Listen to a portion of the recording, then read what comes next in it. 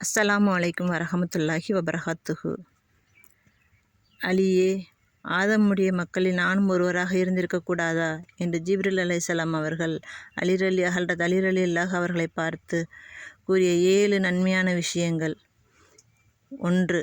இமாமுடன் சேர்ந்து 5 நேர தொழுகை தொழுகின்ற பாக்கியம் மனிதனுக்கு கிடைத்தது. 2.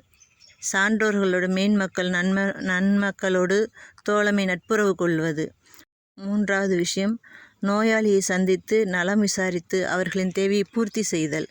4வதாக, மரணித்த மனிதன் மண்ணில் புதைக்கும் வரை அவருக்காக பணிபுரிதல்.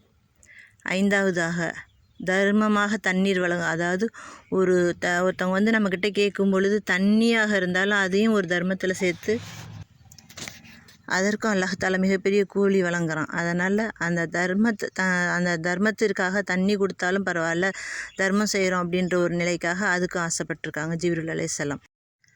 6வதாக, பிரிந்த 2 பேர்த்த ஒன்றாக்கி வைக்கிறது.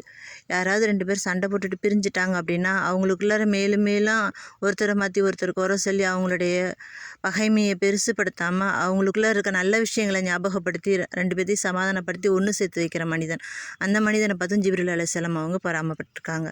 7வதாக, அண்டை வீட்டாருடன் நட்போடு இருப்பது. அதாவது நமக்கு பக்கத்தில் இருக்காங்க அப்படின்னா அந்த பக்கத்து வீட்டுக்காரங்களோட எப்பவும் சண்டை சச்சரவு போடாமல் அவங்களுக்கு ஏதாவது ஒரு உதவி தேவைன்னா உடனே செய்து அவங்களோட இன்ப துன்பத்தில் நம்ம பங்கு பெற்று அவங்களோட அனுசரித்து வாழ்கிறத ஜிப்ரீல் அலைஹிஸ்ஸலாம் அவங்க ரொம்ப நேசிச்சிருக்காங்க. இந்த 7 காரணங்களுக்காக நானும் மனிதனை பிறந்திருக்கக்கூடாதா? அல்லாஹ் இந்த 7 மனிதர்களை ரொம்ப நேசிக்கிறானே, அப்படி அல்லாஹ் நேசிக்கக்கூடிய மனிதர்களில் நானும் ஒருவராக பிறந்திருக்கக்கூடாதுன்னு ஆசைப்பட்டிருக்கிறதாக சொல்லியிருக்கிறாங்க. இன்ஷா அல்லாஹ் நாமும் இந்த குணங்களை வளர்த்து கொண்டு அல்லாஹின் திருப்பொருத்தத்தை பெறுவோமாக. இன்ஷா அல்லாஹ். ஆமீன் ஆமீன் யா ரப்பல் ஆலமீன்.